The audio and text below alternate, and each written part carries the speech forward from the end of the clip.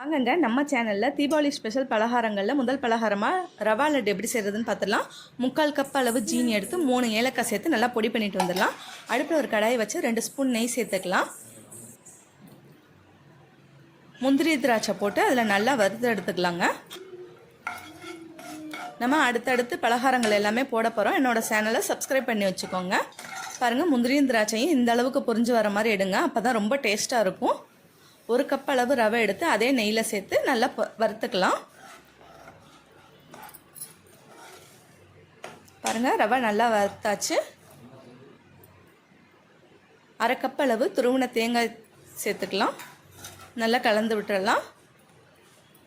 நம்ம தேங்காயை இதிலே சேர்த்து வறுக்கிறதுனால சீக்கிரமாக கெட்டு போகாதுங்க.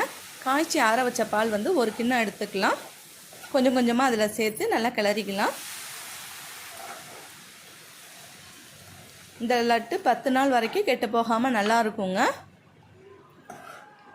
பாருங்கள், ரவை நல்லா பாலில் வெந்து வந்துருச்சு. இப்போ அடுப்பை சிம்மில் வச்சுட்டு பொடிச்ச சர்க்கரையை அதில் கொஞ்சம் கொஞ்சமாக சேர்த்து நல்லா கலந்துக்கலாம். அப்போ தான் எல்லா பக்கமும் நல்லா கலந்து வரும்.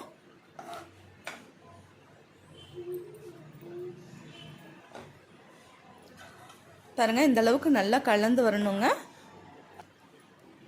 அடுப்பை அணைச்சிட்டு முந்திரி திராட்சை அதில் சேர்த்துக்கலாம். இதில் இருக்க நெய்யே போதுங்க, நம்ம எக்ஸ்ட்ரா நெய் சேர்க்க தேவையில்லை. இந்த நெய்யை நல்லா பிடிக்கிற அளவுக்கு வரும், நல்லா டேஸ்ட்டாகவும் இருக்கும். நீங்கள் செஞ்சு பாருங்கள், எப்படி இருந்துச்சுன்னு எனக்கு கமெண்டில் சொல்லுங்கள். பாருங்கள், கையில் தொட்டாலே எவ்வளோ நெய் கிடைக்குதுன்னு.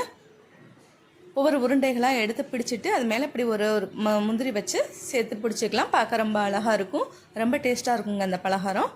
எனக்கு 1 கப் ரவைக்கு 21 லட்டு கிடச்சிருக்குங்க.